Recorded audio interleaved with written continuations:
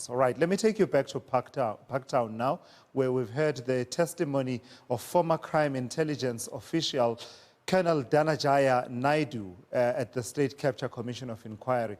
Newsroom Africa's Cindy Siwetwala has been watching those proceedings and joins me now from Parktown. Cindy, it's been a bit difficult, hasn't it?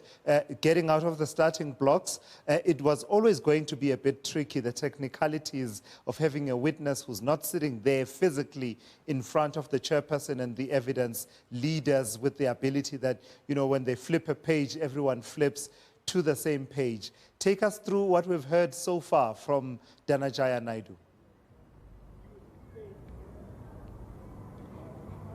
It's been quite a short testimony that we've been waiting for the whole day. He only started testifying just after 3 o'clock, so just under an hour. So we just started with him basically being sworn in and saying that he, as well as 2 other crime intelligence officials, benefited from the slush fund.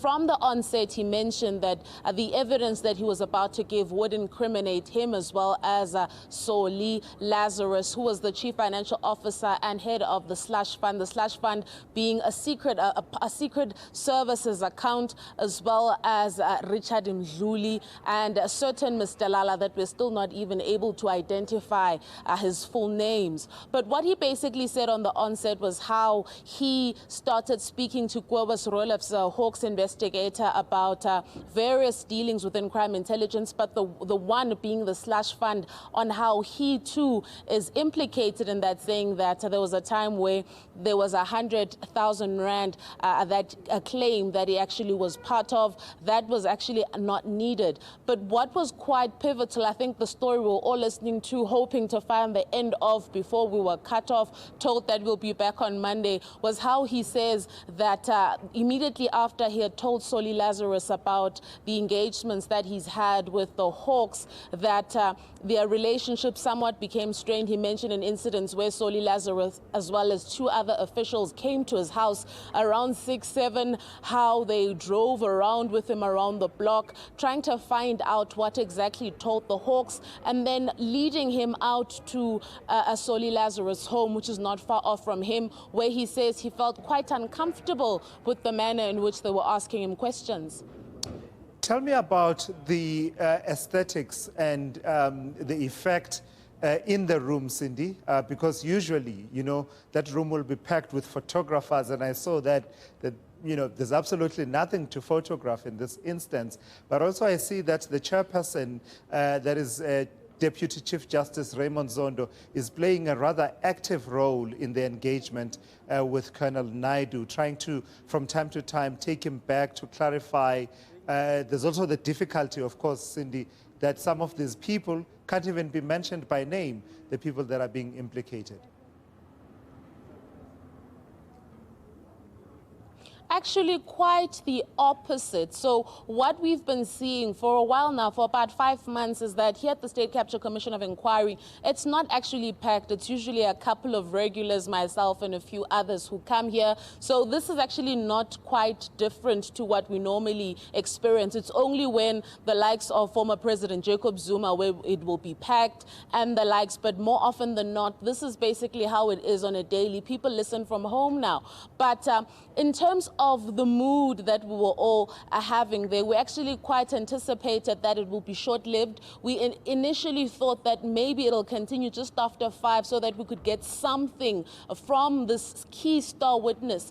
But besides that, that was not, that's not quite different to what we're used to. But yes, the DCJ, Raymond Zondo, is playing quite an active role. He's actually pinpointing the exact, he's trying to find out the demeanor of these people, trying to find out what happened, what was said, making sure that he does not miss anything from this particular witness. Advocate and evidence leader here, Wenzel, is not actually getting in a lot in from this particular witness. But it's still early days. It's still him, still laying the basis of who he is and telling us what exactly is evidence about.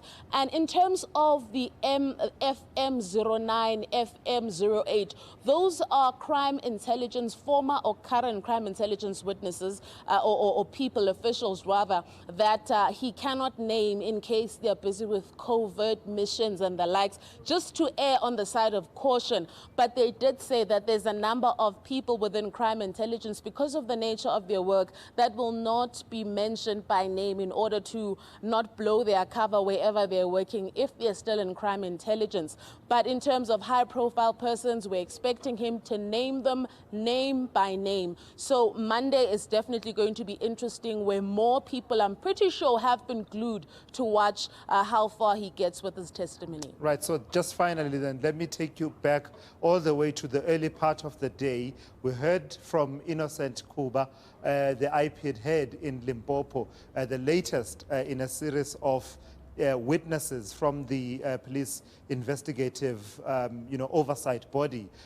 What did he have to say in particular about the latest report by the public protector?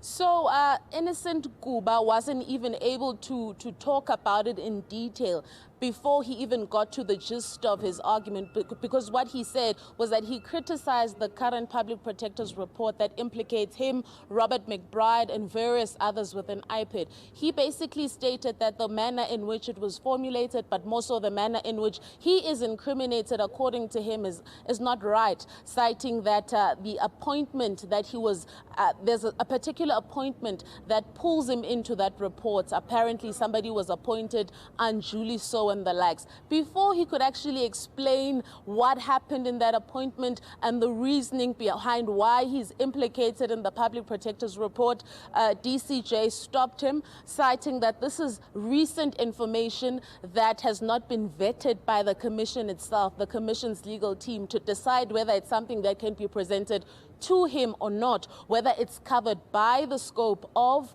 this particular commission. So before he could even get to the nitty-gritties of it, he was stopped because of that. What we're seeing more and more here at the commission is that DCJ Raymond Zondo is erring on the side of caution to not put Chapter 9 institutions or other people in an untoward light for certain instances where it cannot be substantiated.